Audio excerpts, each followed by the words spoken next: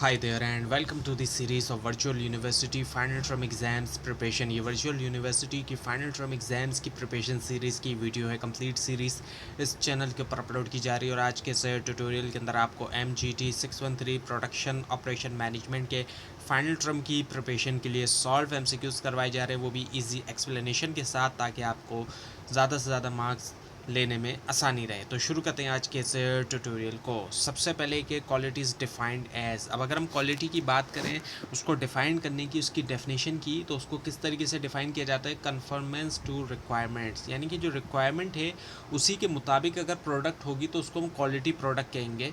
जिस रिक्वायरमेंट की प्रोडक्ट है वही उसने परफॉर्म किया तो वो क्वालिटी प्रोडक्ट कहलाई जाएगी। So quality means a product और service meet specified requirements and customer expectation. तो क्वालिटी वाली प्रोडक्ट या सर्विस वही होगी जो कि पूरा करे जो स्पेसिफाइड रिक्वायरमेंट्स हैं कि ये रिक्वायरमेंट है, और साथ में जो कस्टमर की एक्सपेक्टेशन है कि ये ऐसी होनी चाहिए हमारी जो प्रोडक्ट हमने ली है, तो वो क्वालिटी प्रोडक्ट कहलाई जाएगी। नेक्स्ट ये कि the cost of preventing defects is called. अब प्रिवेंट करना यानी कि रोकना। जब प्रिवेंटिंग डिफेक्ट्स की हम बात करते हैं तो ये कौन सी कॉस्ट होती है? ये होती है प्रिवेंशन कॉस्ट कहलाई जाती है, यानी कि रोकने वाली। डिफेक्ट आने से पहले ही उसको रोक दिया जाए। तो ये कि डिफेक्ट आने के बाद उसको ठीक कर रहे हैं, लेकिन ये कि पहले ही रोक दिया जाए।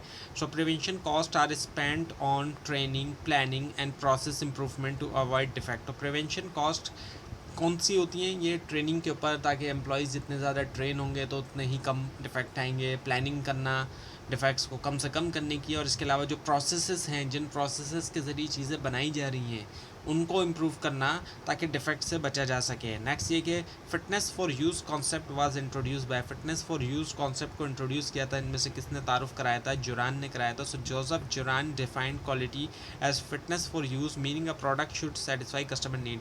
सो जोसेफ जुरान ने डिफाइन किया क्वालिटी को फिटनेस फॉर यूज़ के तौर पे, यानी कि एक प्रोडक्ट को सेटिस्फाई करना चाहिए कस्टमर नीड्स को। नेक्स्ट ये कि service quality is mainly measured by. अब सर्विस क्वालिटी जो होती है उसको बुनियादी तौर पे हम देखें तो उसको मेजर किया जाता है इनमें से किसके ज़रिए? सर्वक्वेल मॉडल के ज़रिए। So SERVQUAL model measures service quality by comparing customer expectations with actual service. SERVQUAL model जो है वो मेजर करता है जो सर्विस क्वालिटी होती है, कंपेयर करते हुए कस्टमर की एक्सपेक्टेशन जो होती है एक्चुअल सर्विस के साथ। नेक्स्ट है कि reliability in service quality means. अब जो रिलायबिलिटी होती है सर्विस क्वालिटी में, उसका क्या मतलब है? वो है डिपेंडेबल परफॉर्मेंस। इससे मुराद जो है डिपेंडेबल परफॉर्मेंस होती है। So reliability is the ability to perform the promise service accurately and consistently. Reliability जो है वो एबिलिटी होती है कि परफॉर्म किया जाए जो भी प्रॉमिस सर्विस है, एक तो सही सही और कंसिस्टेंसी के साथ। नेक्स्ट ये कि टेंजिबल्स रेफर्स टू। अब टेंजिबल्स से क्या मुराद है? इंटेंजिबल से मुराद तो वो चीज़ें जो नहीं दिखती, लेकिन टेंजिबल की हम बात करें तो फिजिकल फैसिलिटीज़ एंड इक्विपमेंट। टेंजिबल्स वही चीज़ें हैं जो दिखेंगी, तो फिजिकल फैसिलिटीज़ हैं और जो इक्विपमेंट है। So tangibles include physical facilities, equipment and appearance of personnel. तो इसके अंदर फिजिकल फैसिलिटीज़ भी आ गई, इक्विपमेंट भी आ गया, और जो अपीयरेंस है पर्सनल की, जब पर्सनल की हम बात करते हैं तो उसमें स्टाफ वगैरह आ जाते हैं। नेक्स्ट ये कि टी क्यू एम एम्फेसाइजेस। अब टी क्यू एम जो है वो एम्फेसाइज करती है, यानी कि टोटल क्वालिटी मैनेजमेंट किस चीज़ के ऊपर? कंटिन्यूस इंप्रूवमेंट, यानी कि इंप्रूवमेंट रुकने वाली नहीं है, चलती रहेगी। So T Q M focuses on continuous improvement in all organisational processes. T Q M का फोकस ये है कि कंटिन्यूस इंप्रूवमेंट और तमाम जितने भी ऑर्गेनाइजेशनल प्रोसेसेस हैं उनके अंदर। Now kaizen means. अब काइजन का मतलब क्या है? कंटिन्यूस इंप्रूवमेंट होना। और ये असल में जो काइजन है is a Japanese philosophy of making small continuous improvement. Japanese philosophy है ये स्मॉल कंटिन्यूस इम्प्रूवमेंट की, और ये जैपनीज़ वर्ड है ये काइजन, इसलिए थोड़ा अनयूजुअल है हमारे लिए क्योंकि ये एक जैपनीज़ वर्ड है। और तो इसके मुताबिक यही है कि स्मॉल और कंटिन्यूस इम्प्रूवमेंट हो, छोटी हो लेकिन कंटिन्यूस इम्प्रूवमेंट हो, चलती रहे, ऐसा ना हो कि एक बार हुई और रुक जाए। अब ये कि कस्टमर फोकस इज़ अ की प्रिंसिपल ऑफ। कस्टमर फोकस इनमें से किसका की प्रिंसिपल है? वो है टी क्यू एम का, टोटल क्वालिटी मैनेजमेंट का। So T Q M aims to satisfy customer by continuously improving quality. T Q M का एम यही कि कस्टमर को सेटिस्फाई करें लगातार इंप्रूव करते हुए क्वालिटी को। नेक्स्ट ये कि employee involvement is important in. Employee की जो इन्वॉल्वमेंट है वो अहम है इनमें से किसके अंदर? टोटल क्वालिटी मैनेजमेंट में। So employee participation helps improve quality and organisational performance. Employee की पार्टिसिपेशन मदद करती है इंप्रूव करने में, बेहतर बनाने में, क्वालिटी भी और ऑर्गेनाइजेशन की परफॉर्मेंस भी। नेक्स्ट ये कि quality assurance is concern with, quality assurance का कंसर्न इनमें से किसके साथ है? प्रिवेंटिंग डिफेक्ट्स, यानी कि डिफेक्ट्स को रोका जाए। So quality assurance focuses on preventing defects before they occur, quality assurance का फोकस ये कि रोका जाए डिफेक्ट्स को इससे पहले कि वो हों। नेक्स्ट ये कि control charts are used in, control charts का इस्तेमाल किसमें किया जाता है? एसपीसी के अंदर, यानी कि statistical process control. So SPC uses control charts to monitor process variation. अब ये कंट्रोल चार्ट्स का इस्तेमाल क्यों करता है? ताकि वेरिएशंस को मॉनिटर किया जा सके, देखा जा सके कि जो फ़र्क आ रहा है उसको देखने के लिए। नेक्स्ट ये कि a process is considered out of control when, एक प्रोसेस को आउट ऑफ कंट्रोल कंसिडर हम कब करेंगे? जब points fall outside control limit, जब पॉइंट्स जो है वो कंट्रोल लिमिट से बाहर हो तब। So points outside the control limits indicate abnormal process variation, जब पॉइंट्स जो है वो कंट्रोल लिमिट से बाहर होते हैं वो इस चीज़ को की तरफ इशारा दे रहे हैं कि एबनॉर्मल प्रोसेस वेरिएशन है। अब ये कि upper control limit stands for, upper control limit जो है वो इसकी जो एब्रीवेशन है वो क्या है? यूसीएल है। So UCL is the highest acceptable limit on a control chart, ये सबसे ऊपर की जो वो एक्सेप्टेबल लिमिट होती है कंट्रोल चार्ट के ऊपर। नेक्स्ट ये कि acceptance sampling is use to, acceptance sampling का इस्तेमाल करते हुए क्या किया जाता है? Inspect a sample from a lot, एक मुआयना किया जाता है सैम्पल का पूरी की पूरी लॉट से। So acceptance sampling checks sample to decide whether to accept और reject it a lot. Acceptance sampling का के ज़रिए चेक किया जाता है एक सैम्पल को, इस चीज़ को डिसाइड करने में कि क्या एक्सेप्ट करें या रिजेक्ट करें एक लॉट को। नेक्स्ट है कि producers risk means, producer risk का मतलब क्या है? रिजेक्टिंग अ गुड लॉट, यानी कि अच्छी लॉट को रिजेक्ट कर देना। So producer risk is the chance of rejecting a good quality lot, तो प्रोड्यूसर रिस्क यही है कि इस चीज़ का चांस कि अच्छी क्वालिटी की लॉट को रिजेक्ट कर दिया। Next one is consumers risk means, consumer risk का मतलब अगर हम देखें तो वो क्या है? Accepting a bad lot, bad lot को एक्सेप्ट कर लेना ये कंज्यूमर रिस्क है। Consumer risk is the chance of accepting a poor quality lot, इनके पुअर क्वालिटी लॉट को एक्सेप्ट करने का चांस। नेक्स्ट है कि aggregate planning usually covers, aggregate planning देखें आमतौर पे वो कवर करती है इनमें से किस चीज़ को? Intermediate term planning, intermediate term planning जो होती है। So aggregate planning balances supply and demand over the medium term, aggregate planning जो वो बैलेंस करती है सप्लाई को भी और डिमांड को भी मीडियम टर्म के ऊपर। नेक्स्ट है कि चेस स्ट्रेटजी एडजस्ट, अब चेस स्ट्रेटजी एडजस्ट करती है इनमें से किस चीज़ को? वर्क फोर्स लेवल को। So chase strategy changes workforce level to match demand, chase strategy तब्दील करती है वर्क फोर्स लेवल को ताकि डिमांड को मैच किया जा सकता है। नेक्स्ट है कि लेवल स्ट्रेटजी कीप्स, अब लेवल स्ट्रेटजी रखती है इनमें से क्या? वर्क फोर्स कांस्टेंट, जो वर्क फोर्स है उसको कांस्टेंट रखती है। So level strategy maintains a stable work force, uses inventory to meet demand changes, level strategy maintain करती है कि स्टेबल वर्क फोर्स को यूज़ करती है इन्वेंट्री ताकि पूरा किया जा सके डिमांड चेंजेस को। नेक्स्ट है कि aggregate planning balances, aggregate planning जो वो बैलेंस रखती है क्या? डिमांड और जो सप्लाई होती है। So the objective is to balance production capacity with customer demand, objective इसका क्या है? मकसद ये कि बैलेंस किया जाए प्रोडक्शन कैपेसिटी वो भी कस्टमर की डिमांड के साथ। नेक्स्ट ये कि inventory carrying cost include, inventory carrying cost को हम देखें तो उसमें शामिल है इनमें से क्या? कॉस्ट स्टोरेज आ जाती है। So carrying cost include storage, insurance and inventory holding expenses, carrying cost में आ जाता है हमारे पास स्टोरेज भी आ गया, इंश्योरेंस आ गया, इन्वेंट्री आ गया, इन्वेंट्री होल्डिंग कॉस्ट उसको रखने की जो एक्सपेंसेस होते हैं। नाउ EOQ स्टैंड्स फॉर, ये एक एब्रीविएशन है, इसकी फुल फॉर्म है economic order quantity. So EOQ determines the most economical order quantity, इससे तयन किया जाता है जो सबसे ज़्यादा जो इकोनॉमिकल ऑर्डर क्वांटिटी होती है।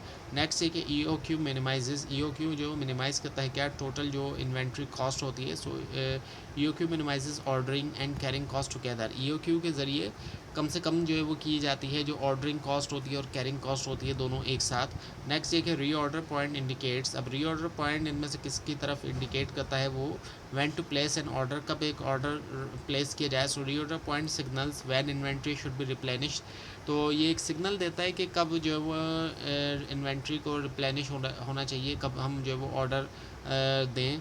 नेक्स्ट ये कि safety stock protects against, safety stock जो प्रोटेक्ट करता है हमें इनमें से किसके मुकाबले में? डिमांड अनसर्टेनिटी, डिमांड की जो गैर यकीनी सूरत हाल है। सो safety stock prevents stock outs cause by uncertain demand और डिलीवरी डिलेस, सेफ्टी स्टॉक रोकता है स्टॉक आउट जो हो जाता है, स्टॉक ख़त्म हो जाना जो कि अनसर्टेन डिमांड की वजह से भी होता है या फिर डिलीवरी जो वो उसमें लेट हो जाती है। Now ABC analysis classifies inventory according to ABC analysis जो वो क्लासीफाई करता है, क्लासेस बनाता है इन्वेंट्री की, इनमें से किसके मुताबिक, according to value and importance, जो उनकी वैल्यू है और जो उसकी अहमियत है। तो ABC analysis groups inventory based on annual value and importance. तो ABC एनालिसिस ग्रुप करता है इन्वेंट्री जो कि बेस कर रही है एनुअल वैल्यू के ऊपर भी, उसकी सालाना जो उसकी वैल्यू और जो उसकी अहमियत है। नेक्स्ट ये कि class A items are, class A item इनमें से क्या होता है, हाई वैल्यू आइटम्स होते हैं। So class A items are the most valuable and require close control, ये जो है वो सबसे ज़्यादा वैल्यूएबल होते हैं और इनके लिए बहुत ज़्यादा क्लोज कंट्रोल ज़रूरी होता है। नेक्स्ट ये कि MRP स्टैंड्स फॉर, MRP की फुल फॉर्म हम देखें तो वो क्या है, मटेरियल रिक्वायरमेंट्स प्लानिंग होती है। So MRP plans the material needed for production, ये इसके ज़रिए प्लान करते हैं वो मटेरियल जो कि प्रोडक्शन के लिए ज़रूरी होता है। नेक्स्ट ये कि MRP is dependent on, MRP depend करता है इनमें से किसके ऊपर, मास्टर प्रोडक्शन स्केड्यूल, जो मास्टर प्रोडक्शन स्केड्यूल होता है। So MRP uses the master production schedule to calculate material requirement, ये मास्टर प्रोडक्शन स्केड्यूल का इस्तेमाल करते हुए कैलकुलेट करता है जो भी मटेरियल रिक्वायरमेंट्स होती हैं। नेक्स्ट ये कि ERP इंटीग्रेट्स, ERP जो है वो इंटीग्रेट करता है, जोड़ता है इनमें से किसको, इंटायर बिजनेस फंक्शंस, पूरा का पूरा जो बिजनेस फंक्शन होता है। सो इट इंटीग्रेट्स फाइनेंस, ये जोड़ता है किसको, फाइनेंस भी हो गया, इसमें HR हो गया, ह्यूमन रिसोर्स प्रोडक्शन हो गया, मार्केटिंग और दूसरे डिपार्टमेंट को, सबको आपस में जोड़ता है। नाउ ERP इम्प्रूव्स, ERP जो है वो बेहतर बनाता है इनमें से किस चीज़ को, इन्फॉर्मेशन जो शेयरिंग होती है। So ERP improves communication and data sharing across the organisation, ये बेहतर बनाता है एक तरफ कम्युनिकेशन जो मवासलात है और जो डेटा को शेयर किया जा रहा है ऑर्गेनाइजेशंस के दरमियान, सो ऑर्गेनाइजेशन में। तो अब ये कि GIT एम्स टू, अब GIT जो होती है जस्ट इन टाइम, इसकी हम बात करते हैं तो इसके ज़रिए क्या किया जाता है, एलिमिनेट वेस्ट, वेस्ट को बचाया जाता है कोई, ताकि कोई चीज़ ज़ाया ना हो। So GIT reduces waste by producing only what is needed when it is needed.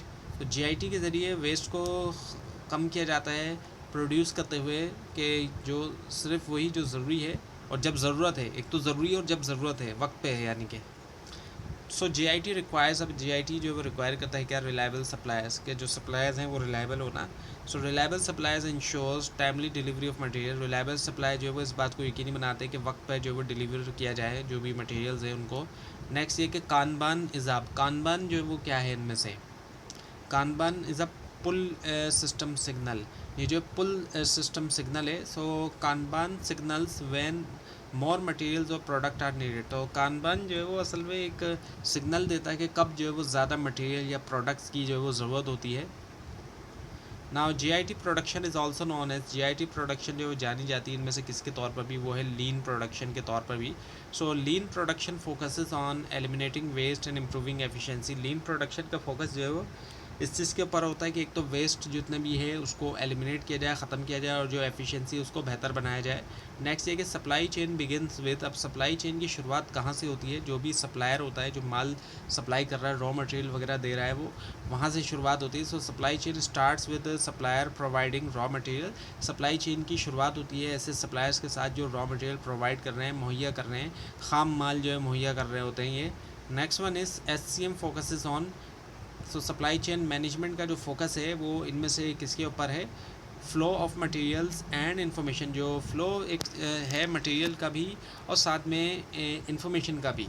So supply chain management manages the movement of product information and finances, supply chain management जो है वो हम देखें तो ये मैनेज करती मूवमेंट जो हो रही है प्रोडक्ट्स की भी, एक जगह से दूसरी जगह जा रही है, इसके अलावा इन्फॉर्मेशन भी जा रही है और फाइनेंसेस भी जा रहे हैं। तो इन तमाम चीज़ों की मूवमेंट को मैनेज करना सप्लाई चेन मैनेजमेंट होती है। Now bullwhip effect refers to, bullwhip effect से मुराद इनमें से क्या है, demand distortion in supply chain, demand जो है वो डिस्टॉर्ट हो जाना सप्लाई चेन में। So small demand changes become larger as the move up the supply chain, तो स्मॉल डिमांड चेंज होने से क्या होता है कि वो बड़ी होती जाती है जैसे ही वो ऊपर की तरफ जाती है सप्लाई चेन के।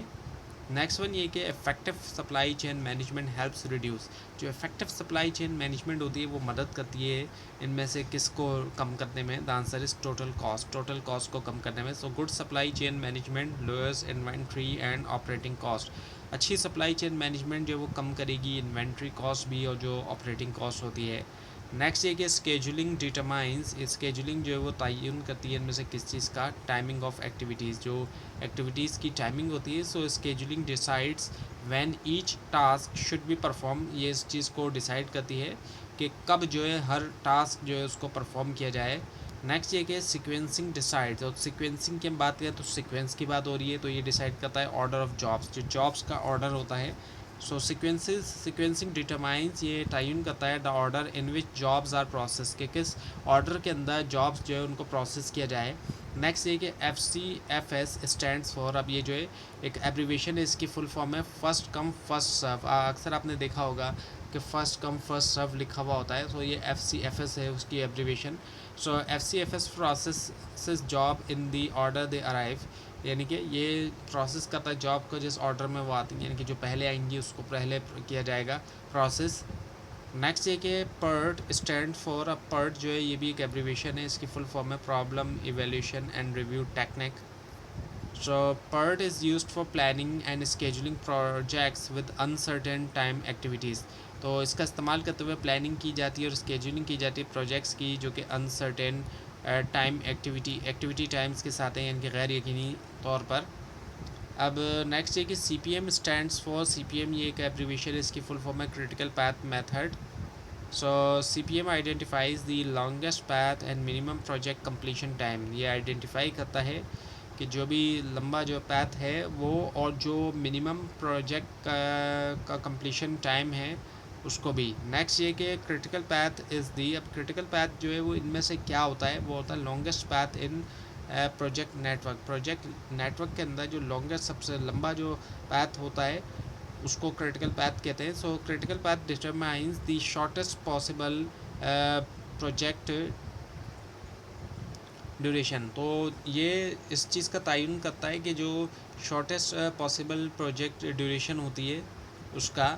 अब नेक्स्ट ये कि activities on critical path have, अब जो एक्टिविटीज़ होती हैं क्रिटिकल पैथ के ऊपर वो इनमें से क्या होती है, वो होती है ज़ीरो स्लैक होती है।